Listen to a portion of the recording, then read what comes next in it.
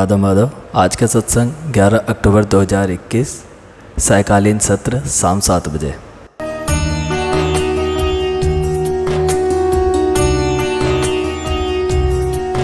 हरि ओम। अज्ञानतिमिरन्धस्य ज्ञानाञ्जनशलाकया चक्षुरुन्मीलितं येन तस्मै श्री गुरुवे नमः। जय जय श्री राधारमण, जय जय नवल किशोर, जय गोपी चित चोर प्रभु, जय श्री माखन चोर। भक्त भक्ति भगवंत गुरु चतुर्नाम वपु एक, इनके पद वंदन किए नाशै विघ्न अनेक। नारायणं नमस्कृत्यं नरं चैव नरोत्तमं, देवीं सरस्वतीं व्यासं ततो जयमुदीरये।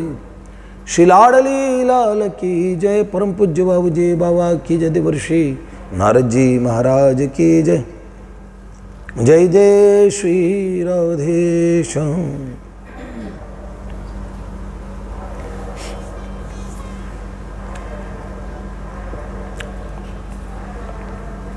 देखिए,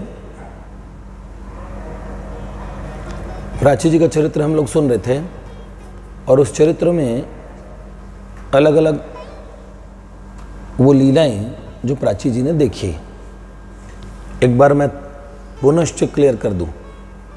लीला दर्शन क्या होता है, लीला चिंतन क्या होता है, इसके विषय में हम चर्चा करेंगे बाद में। लीला चिंतन क्या होता है वास्तव में, कैसे किया जाता है। पहले सप्रयत्न चित्त अभ्यास लीला चिंतन उसे बोलते हैं। प्रयत्न पूर्वक चित्त को अभ्यास डलवाना। एक ब्रज है, वहाँ प्यारे ठाकुर जी हैं, ऐसे ऐसे उनका मकराकृति कुंडल है, ऐसे ऐसे मयूर पिच्छ का मुकुट धारण करते हैं, इतने सुंदर इतने सुंदर। तो आप मानसिक कल्पनाओं से, दिल की आंखों से तेरे रूप की तिजारत की है। वह है भगवान को सोचना। प्रयत्न पूर्वक उनके विषय में सोचें, विचार करें, उनके राज्य की कल्पना करें। कल्पना बनाया करती है एक सेतु विरह के सागर पे। इस पार तुम्हारे हाथों में, उस पार तुम्हारे हाथों में। तो एक तरफ तो ये बात हुई, दूसरी तरफ जो हम कह रहे थे कि अपने आप अप्रयत्न चित्त अभ्यास शुरू हो जाए, बिना प्रयत्न के प्रभु की सुंदर लीलाएं, उनके दर्शन होने लगे। और लीला दर्शन भी फिर ऐसे होते हैं, अंत में उनमें प्रवेश हो जाता है। अभी आप कुछ चिंतन कर रहे हैं, मन में पकौड़ी का चिंतन, तो मैं कह रहा हूँ मन की पकौड़ी खा के देखो कैसी है खाने में, हाँ? तो आप खा के नहीं देख सकते। मन में गुलाब का फूल ऐसे सूंघो जरा, लेकिन जब उसमें चिंतन में रूप रस गंध स्पर्श छूना सब पता लगने लगे, इतनी सिद्धि हो जाती है कि आप यहाँ स्नान कर रहे हैं, वहाँ जमुना जी में स्नान कर रहे हैं, यहाँ आप उस जगत में आप अपनी भाव देह सिद्ध देह से स्नान कर रहे हैं, और यहाँ इस भौतिक देह भी, इसके वस्त्र गीले हो जाते हैं, आप गीले हो जाते हैं। वहाँ प्रिया प्रियतम ने आपको अपना चर्वित तांबूल दिया, अपना पान प्रसादी दी, तो वो प्रसाद आपने पान खाया, तो यहाँ पे आप जब आपकी आंखें खोलेगी उस चिंतन के बाद, तो आपके मुख में पान होगा, प्रभु की प्रसादी होगी। इतनी सिद्धि लीला प्राची जी को सिद्धि प्राप्त थी। असल में होता क्या है, प्राची जी ने इसके एक अलग परिभाषा भी बताई। उन्होंने कहा अनंत कोटि सृष्टियां हैं, जिसको कई लोग आज की भाषा में पैरेलल यूनिवर्स कहते हैं, समानांतर सृष्टियां। उन्होंने बोला इतने ब्रह्मांड, इतनी सृष्टियां, कदाचित पृथ्वी के जितने भी धूल कण, रेत के कण नहीं, धूल कितनी होती होगी, धूल के कण कोई गिनने में समर्थ हो जाए, लेकिन कितने ब्रह्मांड उनका पता नहीं कर सकते। इतनी सृष्टियां हैं भौतिक जगत में, और उनमें भगवान की लीलाएं चलती रहती है, इसलिए भगवान की लीला को नित्य लीला कहते हैं। एक गोलोक में भगवान के नित्य धाम में लीला, और एक उन सृष्टियों में सुंदर ब्रज राज्य, वहाँ श्री कृष्ण की लीलाएं चल रही है। तो कहीं द्वापर चल रहा है, कहीं कलयुग चल रहा है हमारी तरह, कहीं सतयुग चल रहा है। कल्प भेद में भी, इसी सृष्टि के कल्प और मनवंतरों में भी अलग अलग लीलाएं होती है, और किसी सृष्टि में कौन सा कल्प चल रहा है, कौन सा मनवंतर चल रहा है, कौन सी लीला चल रही है, हर सृष्टियों में चलता रहता है। तो इस समय कोई श्री कृष्ण रसिक प्रेमी वो भगवान की लीलाओं में इतना निमग्न हो जाता है कि योग माया उसको जिस लीला में श्री कृष्ण की अभी वर्तमान में लीला चल रही है उसमें सम्मिलित करा देती है। तो प्राची जी भी अंतर जगत से, उस भाव देह से उस लीला में सम्मिलित हो गई जहां इस समय किसी ब्रह्मांड में द्वापर चल रहा है, द्वापर में श्री कृष्ण की लीला चल रही है। ऐसे में प्राची जी उस नित्य ब्रजपुर में, क्योंकि ठाकुर जी का वो लीला भी नित्य होती है, क्योंकि होती रहती है वो लीलाएं। और वहां का समय कैसा होता है, समय नहीं है कि ठाकुर जी केवल 10 वर्ष कुछ महीने की अवधि तक वहां रुके, नहीं, वहां एक एक पल में युगों है। प्राची जी ने ये बात भी कही थी, उन्होंने कहा रास की रात्रि भगवान ने ब्रह्मा जी की 6 महीने की रात्रियों के बराबर कर दी। अब ब्रह्मा जी की एक रात्रि 4000 युगों की होती है, 4000 युग। सोचो, ऐसे ब्रह्मा जी और उनकी एक रात्रि नहीं, 6 महीने की रात्रियां कितनी होती है, उतनी एक रात्रि थी शरद पूर्णिमा की ब्रज की। दिन भी कितना बड़ा होगा, तो इसलिए उनको इस समय के हिसाब से न नापे, ये बुद्धि का ये पैमाने वहां नहीं लगते हैं। तो प्राची जी ऐसी लीला में सम्मिलित हो गई और वो कहा करती थी जसोदा रानी से, हमारा घर, कुछ घर छोड़ के हमारी काकी रहती है, वहां हम उनके साथ रहते हैं, जिनका नाम अमला है। तो उन लीलाओं को जो प्राची जी ने देखे, उस राज्य में प्रियतम श्याम सुंदर से कैसा मिलना हुआ, वो सारी लीलाएं अब हम आपको सुना रहे हैं। जो प्राची जी को अपनी उन लीलाओं का उन लीला राज्यों में पता लगा, उनको हम यहाँ सुना रहे हैं। ठीक है, तो सुनिए सब प्रेम, और आप चिंतन भी करें। इनको सुनने से क्या होगा, आपके मन में सोच तो बनेगी भगवान की। वास्तव में भगवान की सोच भगवान ही है, भगवान का चिंतन भगवान ही है, भगवान की कल्पना भगवान ही है। ये भूले ना, ऊंट की कल्पना करेंगे हमारे परम पूज्य भाई जी, प्रातस्मरणीय पूज्य पाद कौन, परम श्रद्धेय श्री हनुमान प्रसाद पोद्दार जी, जिन्हें परम पूज्य भाई जी, परम पूज्य बाबू जी कहते हैं, हमारे जीवन सर्वस्व, प्राण सर्वस्व। हमारे बाबू जी ये कहते थे कि ऊंट की कल्पना करोगे तो वो कल्पना ही होगी, उसमें ऊंट तो नहीं होगा, लेकिन भगवान की कल्पना करोगे तो उसमें भगवान नित्य रहते हैं, इसलिए भगवान की कल्पना भी भगवान है। जब आप भगवान का चिंतन करते हो ना, तो चिंतन में किसी कल्पना रूप में भगवान आते हैं, तो हम भूल जाते हैं कि वो पूरे के पूरे भगवान ही है, हम उन्हें कल्पना मान के दूर हट जाते हैं। जिस दिन हम उन्हें सच का मानेंगे, भगवान श्री विग्रह के रूप में सच में होते हैं, लेकिन हम उन्हें विग्रह मान के, मूर्ति मान के, तो हमें फिर मूर्ति मिलती है। जब उन्हें साक्षात भगवान के रूप में जिस दिन समझ जाते हैं, उस दिन वो भगवान चलने लगते हैं, फिरने लगते हैं, लीला करने लगते हैं, पल के झपकाने लगते हैं, मूर्तियां बोलने लगते हैं, खसी माल मूर्ति मुस्कानी। हम नालायक हैं, हम भगवान में, तूने मूर्ति कहा मैं मूर्तिमान था, तूने पत्थर कहा मैं भी पाषाण था। इसलिए अपनी इस भौतिक बुद्धि को भगवान की सोच से भर दे। फराज की वो शायरी है, अब अगर तुझे रोज न सोचूं तो बदन टूटता है फराज, अब अगर तुझे रोज न सोचूं तो बदन टूटता है फराज, एक उम्र सी हो चली है तेरी याद का नशा करते करते। तो सोचो भगवान को, सोचने में कितना नशा है, और फिर एक दिन वो सोच की वो सब चीज़ें आपके सामने देखा जागृत हो जाएगी, आपकी अनुभूतियों में आनी प्रारंभ हो जाएगी। सोच का बड़ा सूक्ष्म असर होता है। इस जगत में भी अगर सोचेगा कोई किसी व्यक्ति किसी चीज़ को ईमानदारी से, तो वो वस्तु मिल जाती है। जिन्होंने सीक्रेट पुस्तक लिखी है, कभी पढ़िएगा, वैज्ञानिक, इसका वैज्ञानिक पहलू, सीक्रेट नाम की किताब, रहस्य नाम की पुस्तक हिंदी में एक अंग्रेज राइटर ने लिखी है। उसमें किसी चीज़ को हम सोचें और सोचें कि हमें मिल गई है, तो उन्होंने सोचने का तरीका बताया कि वो सोचने से भी वस्तु मिल जाती है, जानते हो। तो इसलिए सोचना भी एक साधन है, तो प्रभु को सोचें, वही चिंतन है। तो प्राची जी ने तो उस सिद्ध अवस्था को पा लिया था। पहले उन्हें प्रभु मिले, फिर भगवान की दिव्य लीलाएं। उन्होंने कोई चिंतन नहीं किया था, पर उन्होंने नाम की साधना की थी। इस युग का परम साधन है वह नाम, और उन्होंने नाम की साधना की। भगवान मिले, भगवान ने मिलके उन्होंने उन्होंने कल्पना पूर्वक चिंतन करने की उन्हें आवश्यकता ही नहीं पड़ी। उन्हें सीधा दिव्य जगत का स्पर्श, रूप, रस, गंध उस राज्य में और उस समानांतर सृष्टि में, द्वापर की उस लीला में प्राची जी पहुंच गए। ठीक है, ऐसे हम भी पहुंच सकते हैं। तो जब तक हम ऐसे समानांतर सृष्टि में न पहुंचे, तब तक एक मन में सृष्टि करें। कैसे की जाती है लीला चिंतन, कैसे होता है? प्राची जी के द्वारा बताया गया, और भी उसको वास्तव में हम इस विषय में चर्चा करेंगे आगे।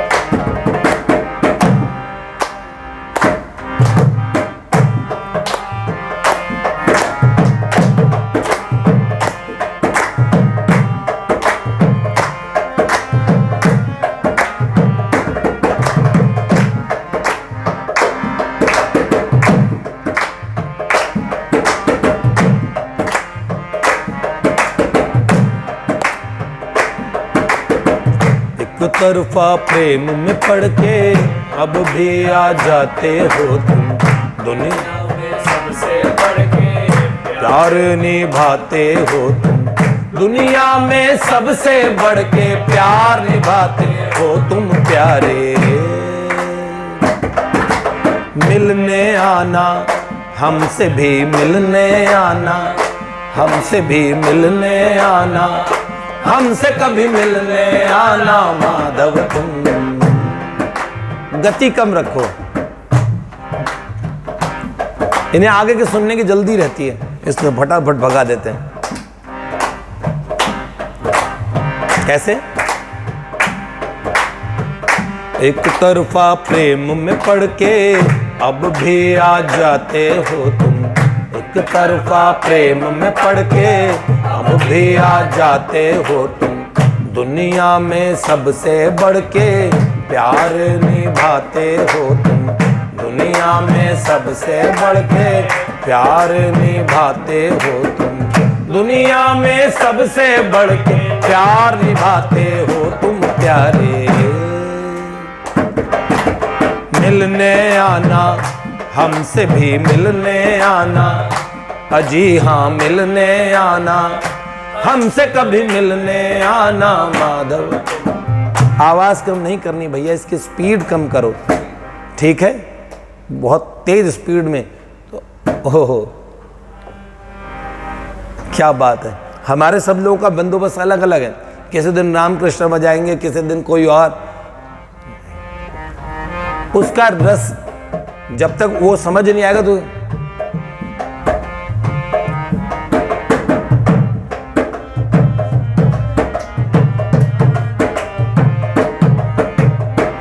हाँ, ऐसे गाए बिना तो मैं आगे सुनाऊंगा ही नहीं।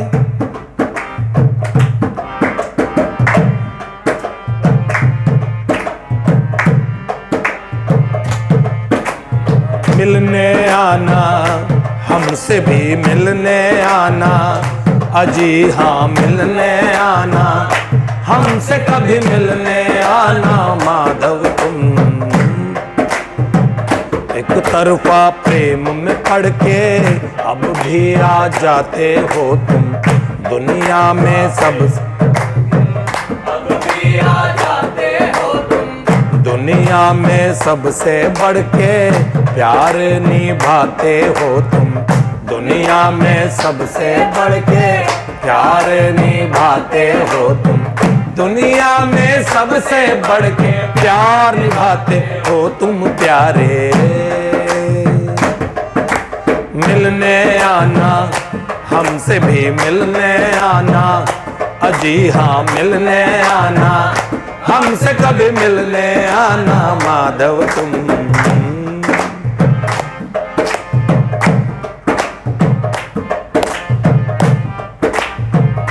कैसे? पीछे तक की घटनाएं हमने सुनाई, अब उस राज्य में उनकी पहली मुलाकात सुनो। प्राची की बुआ जी ने बताया कि प्राची जी का जो मूल गांव है वो वास्तव में ऊंचा गांव था, और उनकी काकी अमला रहती हैं कहाँ पे? नंदगांव। तो काकी के पास, काकी को संतान न होने से प्राची जी ऊंचे गांव से नंदगांव आ गई। प्राची जी की मैया का नाम बिमला। तो बिमला की 3 बेटियां हैं, जिनमें एक बड़ी बेटी को और उनकी, और ये जो काकी है ना, वो इनकी मासी भी है, मतलब सगी बहनें। बिमला अमला सगी बहनें हैं और सगी देवरानी जेठानी भी है, जिनमें बड़ी बहन जेठानी लगती है, छोटी बहन देवरानी। ठीक है। अब कैसे ये काकी के पास में आती हैं और नंद भवन में पहली बार अपने प्रियतम को देखने जाती है। जब वो नंद गांव आ जाती है तो कैसे आती है?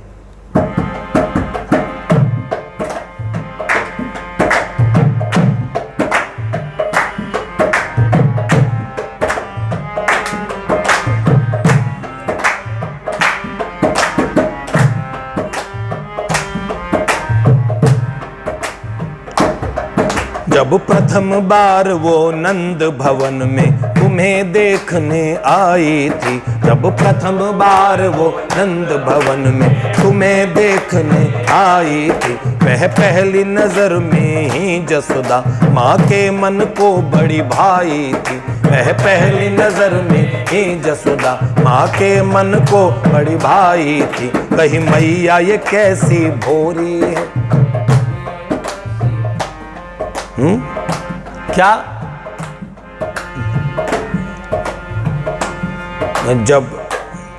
जब प्रथम बार वो नंद भवन में तुम्हें देखने आई थी, जब प्रथम बार वो नंद भवन में तुम्हें देखने आई थी, वह पहली नजर में ही जसोदा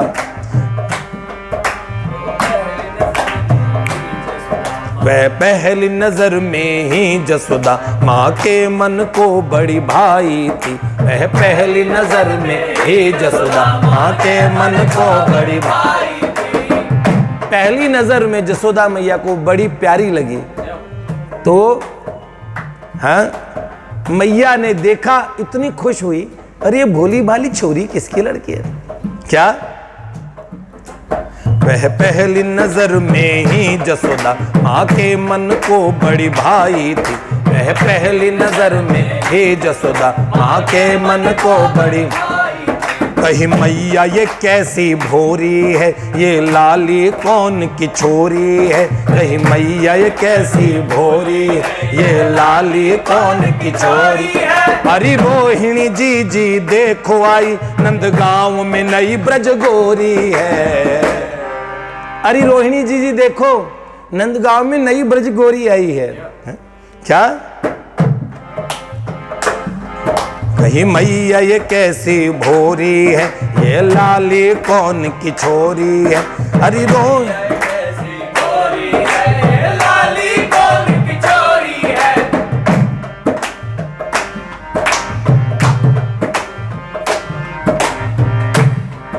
कही मैया ये कैसी भोरी है, ये लाली कौन की छोरी है। कही मैया ये कैसी भोरी है, ये लाली कौन की छोरी। अरे रोहिणी जी जी देखो जरा, नंदगांव में आई न। अरे रोहिणी जी जी देखो आई, नंदगांव में नई ब्रज गोरी है। ओहो, क्या?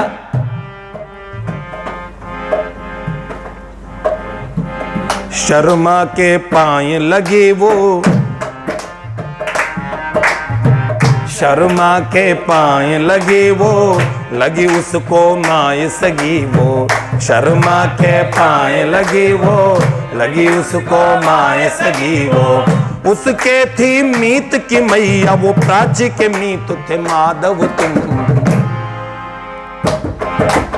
मिलने आना, हमसे भी मिलने आना, अजी हाँ मिलने आना, हमसे कभी मिलने आना माधव तुम। पाए लगी, शर्मा के पाए लगी वो, लगी उसको माए सगी वो। जशोदा मैया से जैसे पहली बार मिली ना, तो उसे अपनी सगी माता जैसी लगी, क्योंकि वो उसकी मीत की माँ थी। और उसके मीत कौन थे? हा? शर्मा के पाए लगी वो, लगी उसको माए सगी वो। शर्मा के पाए लगी वो, लगी उसको माए सगी वो। उसके थी मीत की मैया, वो प्राची के मीत थे माधव तुम। मिलने आना, हमसे भी मिलने आना, अजी हाँ मिलने आना, हमसे कभी मिलने आना माधव तुम। एक तरफा प्रेम में पड़ के अब भी आ जाते हो तुम, दुनिया में प्रेम में पड़ के अब भी आ जाते हो तुम, दुनिया में सबसे बढ़ के प्यार निभाते हो तुम, दुनिया में सबसे बढ़ के प्यार निभाते हो तुम, दुनिया में सबसे बढ़ के प्यार निभाते हो तुम प्यारे। मिलने आना, हमसे भी मिलने आना, अजी हाँ मिलने आना, हमसे कभी मिलने आना माधव तुम। माँ के पैर लगी, पाँव पाँव जैसे पुराने समय में और अभी भी माताएं लगती हैं ना, तो शर्मा माँ के पाँव लगे वो, हाँ?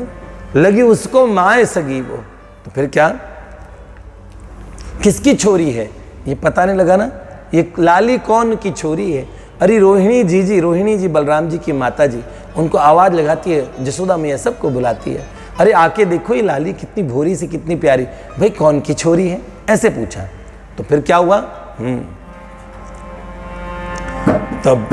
तभी सखी जसोदा की अमला बोली ये मेरी भतीजी है, तभी सखी जसोदा की अमला बोली ये मेरी भतीजी है, इसकी मैया बिमला मेरी जेठानी और बड़ी जीजी है, इसकी मैया बिमला मेरी जेठानी और बड़ी जीजी है। तब माँ जसुमती ने आंगन में पीढ़े पे उसको बिठलाया, तब माँ जसुमती ने आंगन में पीढ़े पे उसको बिठलाया, नहीं देख तुम्हें नंदालय में प्राची का मन बड़ा कुलाया। पूरे नंदालय में सबको देखा लेकिन तुम्हें नहीं देखा, क्या, नहीं देख तुम्हें नंदालय में प्राची का मन बड़ा कुलाया। फिर क्या हुआ, चारों तरफ वो प्रतीक्षा कर रही थी, जिनका ये घर है वो नहीं। अमला ने बताया जसोदा मैया को, तभी सखी जसोदा की अमला बोली ये मेरी भतीजी है।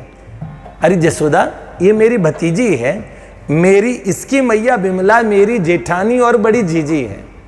हाँ, तब माँ जसुमती ने आंगन में पीढ़े पे उसको बिठलाया, लाली तू देख यहाँ बैठ, मैं घर के काम करके अभी आती हूँ।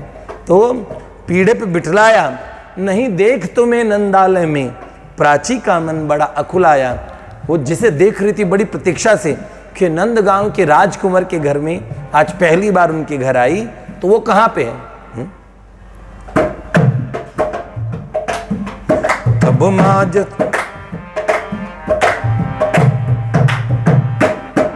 तब माँ जसुमती ने आंगन में पीढ़े पे उसको बिठलाया, नहीं देख तुम्हें नंदालय में प्राची का मन बड़ा कुलाया।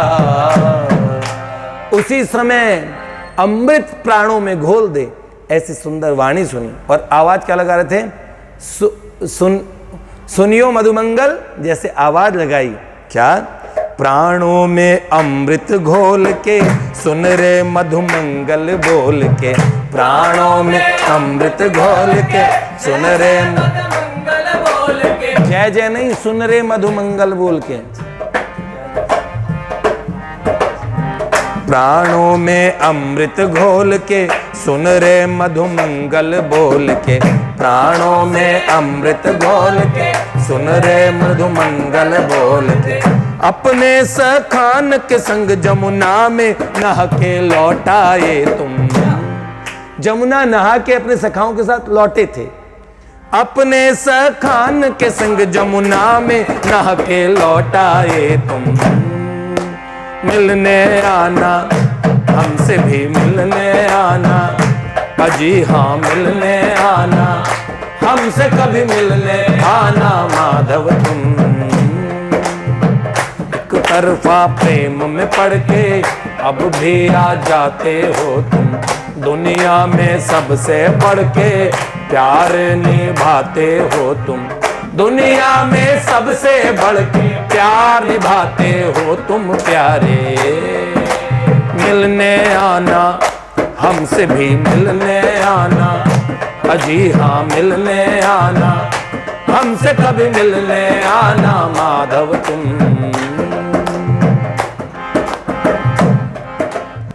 तो क्या है, जमुना नहा के लौटे। अब देखो ठाकुर जी के घर पे ठाकुर जी ना मिले, फिर कहाँ ढूंढोगे? वास्तव में प्रभु का पूरा धाम वो प्रभु का स्वरूप है। क्या नंदगांव का स्वरूप नहीं है? बरसाना, जमुना, गोवर्धन, तो अपने तो हो। ये कन्हैया गाता ना, बिहारी ब्रज में घर मेरा बसा दोगे तो क्या होगा। तो एक बात बताओ, जब उस घर पे पहुंच गए तो फिर उसके बाद में कमी रही श्री कृष्ण से मिलने की? तब भी विशेषता से पूरे हैं ब्रज में। हाँ, नंदगांव का कणकड़ ठाकुर जी और बरसाने की कणकड़ भी श्री जी है और युगल स्वरूप पूरा हमारा। इन्होंने कहा, प्राची जी की एक बात पुरानी बता रहे कि उन्होंने उस समय कहा था कि नंदगांव के कण कण को श्री कृष्ण ही मानो और बरसाने कण कण को श्री जी मानो। और वास्तव में ये बात सही है। तो जो नाम रूप लीला धाम है एक ही तो होते हैं। तो ठाकुर जी और जमुना नहा के लौटे, आवाज लगा रहे मधुमंगल सुन रहे, ऐसे आवाज लगा रहे मधुमंगल जी को, और अपने सखाओं के साथ लौटे। अब वो कैसे वेश में थे? अंगोछा एक बांधा हुआ था, घुंघराले बाल पूरे जमुना जल से। हमारे यहाँ पुराने स्नान की पद्धति में पहुँचते नहीं थे पूरा पूरा, थोड़ा गीला वहीं सूखने को। तो जमुना जी से नहा के लौटे हैं। और क्या, उस मैंने प्राची से पूछा, नंदगांव से जमुना जी तो बड़ी दूर है। उन्होंने कहा उस राज्य में जमुना जी और कहीं नंदगांव से दूर नहीं है, नंदालय से, नंद भवन से। बड़ी अच्छी उन्होंने बातें बताई, गोवर्धन का स्वरूप बताया उन्होंने, जमुना जी का स्वरूप बताया। तो उन्होंने कहा जब ठाकुर जी स्नान करके लौटे तो क्या हुआ, उनके जमुना जल की बूंदें उनके घुंघराले अलकावली में और जैसे वो टपक रही थी, और शरीर पे भी सुंदर जमुना जल बिंदु उनके पूरे शरीर पे विद्यमान थे। ऐसे में जब उनको देखा तो प्राची जी एक बार, तो फिर क्या हुआ आगे, जब उनकी आवाज़ सुनी, है प्राणों में अमृत घोल के और सुन रहे मधुमंगल बोल के, अपने सखान के संग जमुना में नहा के लौट आए तुम।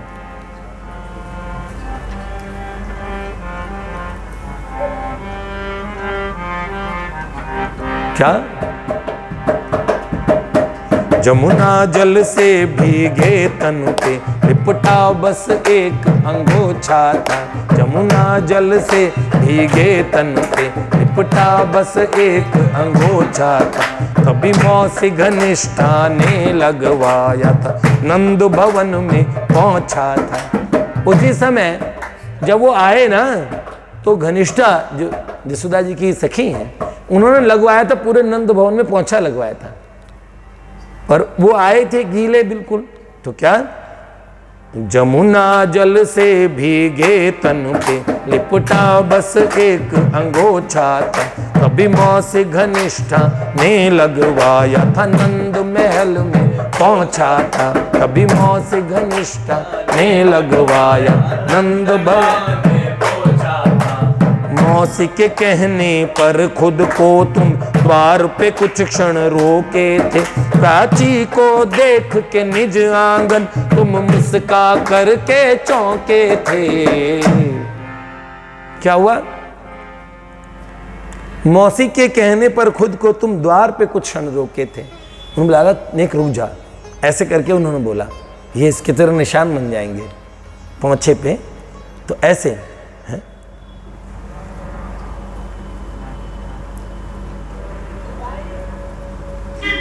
मौसी के कहने पर खुद को तुम द्वार पे कुछ क्षण रोके थे। प्राची को देख के निज आंगन तुम मुस्का करके चौंके थे। मुस्का करके चौंक गए, प्राची को पहचान गए, स्वरूप तो पहचानते ही थे। तुम मुस्का करके चौंके थे। क्या हुआ? प्राची जी का पहला रिएक्शन ये हुआ, आंखों में आंसू आ गए, उन्हें देख के चौंक गई, और वही ठाकुर जी की आंखों में आंसू आ गए। तो अपने आंसू छुपाने के लिए क्या करते हैं? ठहरा सा लगता था पल, नैनों में बह आया जल। ठहरा सा लगता था पल, नैनों से बह आया जल। घुंघराली जुल्फ, घुंघराली जुल्फों से छिटकाने लगे जमुना का जल तुम। घुंघराले बालों से जमुना का जल छिटकाने लगे, आंखों में आंसू ना। घुंघराली जुल्फों से छिटकाने लगे जमुना का जल तुम। मिलने आना, हमसे भी मिलने आना, अजी हाँ मिलने आना, हमसे कभी मिलने आना माधव तुम। एक तरफा प्रेम में पड़ के अब भी आ जाते हो तुम। दुनिया में सबसे बढ़ के प्यार निभाते हो तुम। दुनिया में सबसे बढ़ के प्यार निभाते हो तुम प्यारे।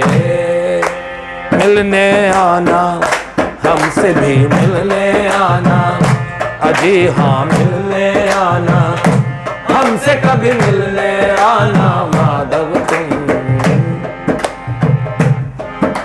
ऐसे घुंघराले बालों से आंखों के आंसू छुपाने के लिए हैं, घुंघराली जुल्फों से छिटकाने लगे जमुना काजल तुम। ठीक है,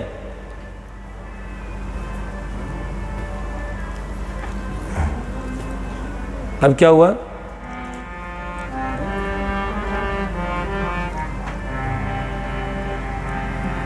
प्राची ने जैसे उनकी आवाज सुनी थी और प्राची को देख के मुस्कुरा के चौंके।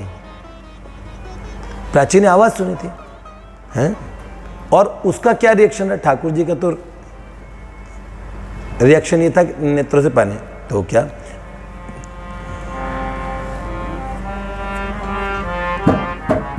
प्राचीन जो दृष्टि, प्राचीन दृष्टि जो दौड़ाई, तुम्हें सामने देख के बोराई। प्राचीन दृष्टि जो दौड़ाई, तुम्हें सामने देख के बोराई। बन अनजाने पूछते तुम भी, ये छोरी कौन नई आई। बन अनजाने पूछते तुम भी, ये छोरी कौन। अनजाने बन के तुम भी पूछ रहे थे।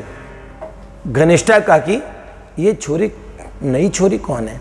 हैं क्या?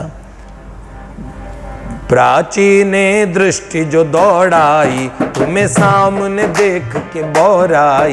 प्राचीन दृष्टि जो दौड़ाई, तुम्हें सामने देख के बोराई। बन अनजाने पूछते तुम भी, ये छोरी कौन नई आई। बन अनजाने पूछते तुम भी, ये छोरी कौन नई आई। प्राची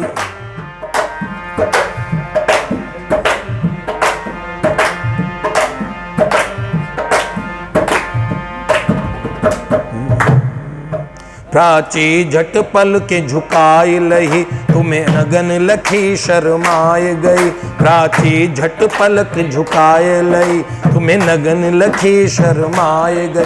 तुम्हें चलते अंगूठे एड़ी बल, तिरछे नैन से ताक रही।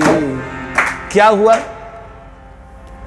बन अनजाने पूछते तुम भी, ये छोरी कौन नई आई। फिर क्या हुआ? प्राची ने पहले बौरा सी गई थी, लेकिन जैसे देखा आप केवल अंगोछा लपेटे हुए हैं, तो ऐसी अवस्था में देख के शर्मा गई, पलकें झुका ली। और फिर क्या? ठाकुर जी आगे बढ़े। अभी तक तो रोका था कि भाई तो पैर के निशान ना बन जाए। तो देखा कभी कभी कभार क्या होते हैं, पूरे पैर का तलवा ऊपर कर लेते, केवल अंगूठा पैर का और एड़ी, अंगूठे और एड़ी टिका के चलते हैं ना कई लोग ऐसे से, देखा है? हाँ, आप समझ गए होंगे, अंगूठा पैर का और एड़ी पैर की, ऊपर तलवे थोड़ा ऊपर करके ऐसे अंगूठे एड़ी। तो प्राची जी ने कहा वो दृश्य इतना सुंदर था, प्राची जी कहते थे उनके सबसे प्यारे दृश्य हैं। उन्होंने कहा पलके तो उन्होंने नीचे कर ली पर तिरछे नैनों से देख रहे थे, उनके चरण दिख रहे थे, तो चल चल के आ रहे हैं कैसे, तो उनके चलने का तरीका प्राची जी का इतना प्यारा तरीका था, धीरे धीरे ऐसे चल के आ रहे हैं। तो उन्होंने कहा हमने बिल्कुल अपने नेत्र इतने तिरछे कर दिए कि इधर से हम सब देख लेंगे। और फिर हमने प्लानिंग बनाई कि जब ये इधर, क्योंकि वो प्राची के पीछे से होके आ रहे थे चौक में, तो इधर से चले, तो प्राची ने कहा हमने तिरछे नेत्रों से देखते रहे। और फिर हमें ऐसा था कि जब वो इधर से निकलेंगे तो फिर इधर नेत्र कर लेंगे ऐसे, और फिर ऐसे तिरछे नेत्रों से देख लेंगे, खुल के देखेंगे भी नहीं और देख भी लेंगे दूसरे को। इतनी सार काकियाँ चाचियाँ सब लोग हैं, उनके बीच में बुरा भी नहीं लगेगा, और देखने का ये तरीका अच्छा है ना, खुल के नहीं देखेंगे, ऐसे नहीं देखेंगे, ऐसे इसकी बात ऐसे देख लेंगे पर देखेंगे जरूर नहीं, ऐसा मौका था। तो ये कम नहीं, ये चलते चलते पीछे की तरफ से निकलने लगे। तो अब देखो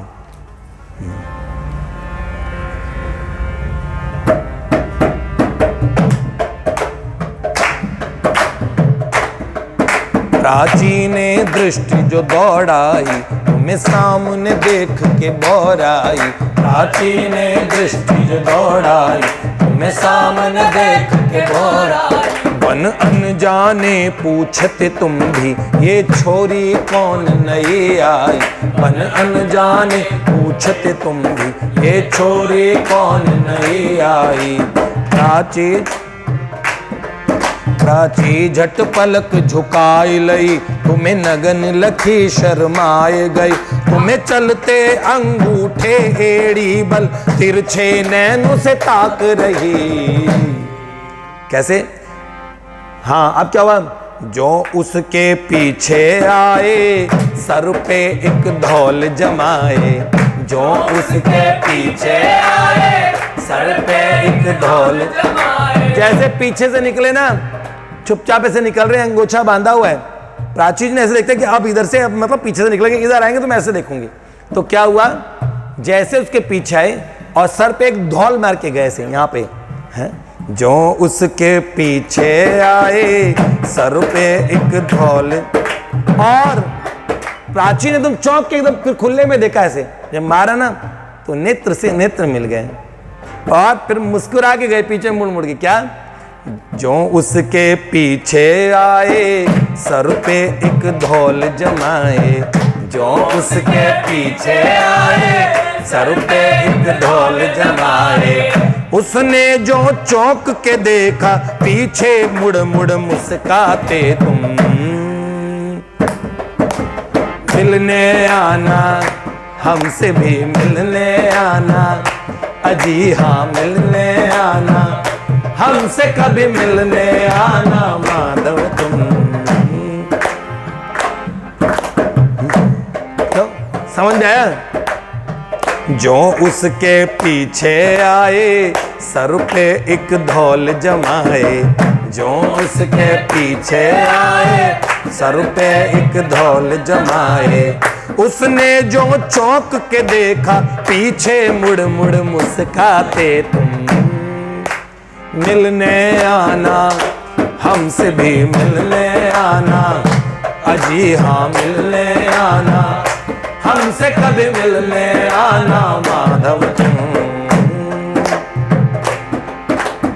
प्राची ने कहा वो नेत्रों से नेत्र मिलना और उनका शरारती मुस्कुराहट से पीछे मुड़ मुड़ के देखना, ये पहली मुलाकात में जान पहचान करने का तरीका है। देखो उस लड़की को, मैं उस जगत की बता रहा हूँ, यहाँ तो सब जानते हैं, वहाँ भी जानते हैं, लेकिन पहली मुलाकात में इंट्रोडक्शन हो रहा ही है, कुछ नहीं हो, पहले पूछ रहे कौन नई छोरी है।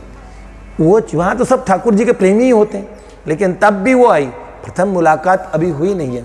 कितनी उम्मीदों से नंद भवन आई थी, शर्मा रही थी, धीरे धीरे देखने की, छुप छुप के देखती थी, लजा लजा के देखते थे, लेकिन इन्होंने मौका नहीं छोड़ा, पीछे से निकले, एक सर पे धौल मारी, और जैसे ही प्राचीन देखा तो ऐसे करके गए, ठीक है, ऐसे पीछे मुड़ मुड़ के। और नहीं तो प्राची जी ने कहा वो हमारे याद रहे, अंगोछा उन्होंने बांधा हुआ था, घुंघराले, सुंदर बाल और सुंदर उनकी चितवन, ऐसा सुंदर और ऐसे सुंदर लीला, बहुत सारी ऐसी लीलाएं जो उनके उस जगत में प्राची जी के साथ हुई, वो सारी लीलाएं इस वाले प्रकरण में हमारा कहने का भाव है।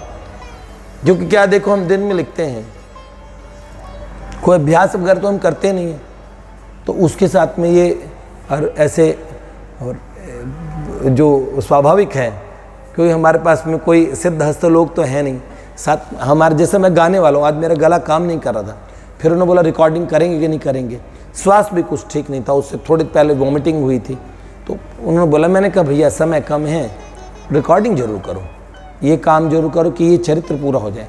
एक आज्ञा पूरी कर रहा हूँ मैं, तो मेरे लिए बहुत इम्पॉर्टेंट है ये सब पूरा करना, ये लिखना, फिर से सुनाना। ये लीलाएं सबको पता है, यहाँ पे जो बालक बैठे हैं ये सब पहले सुनाई हुई है इनको तो, पर गा के नहीं सुनाई कभी। तो उसको लेखन करना, और लेखन किया तत्काल गाया, पहले लिखने के बाद गाया तो है नहीं ना, गा भी यहीं रहे, इसलिए कोई मात्रा की मिस्टेक कोई भी चीज़ हो गई तो हो गई। तो इसीलिए स्वाभाविक आप इसका भाव पक्ष ग्रहण करेंगे, इसमें कोई त्रुटि है उसके लिए क्षमा करेंगे, वो तो ऐसे ही चलेगा। आप सब लोगों को बहुत बहुत साधुवाद, बहुत बहुत धन्यवाद। और ऐसे प्रियतम को अगर आप हृदय में बसा लेंगे, प्यारे ठाकुर को, और जिस दिन हमारे हृदय में हम सच में कहेंगे सबसे मधुर चिंतन, प्यारे मधुराति मधुर, ऐसे मधुराधिपते रखिलम मधुरम, ऐसे ठाकुर का मधुर चिंतन हमारे अंतःकरण में जागृत हो जाएगा, तो मुझे लगेगा कि कुछ भी चिंतन होगा तब तक भी मैं मानूंगा कि यह सफल हुए हम प्यारे श्री कृष्ण का चिंतन करवाने में। बहुत बड़ी बात है। स्मृति स्मारयन्ति। बहुत बहुत प्रणाम।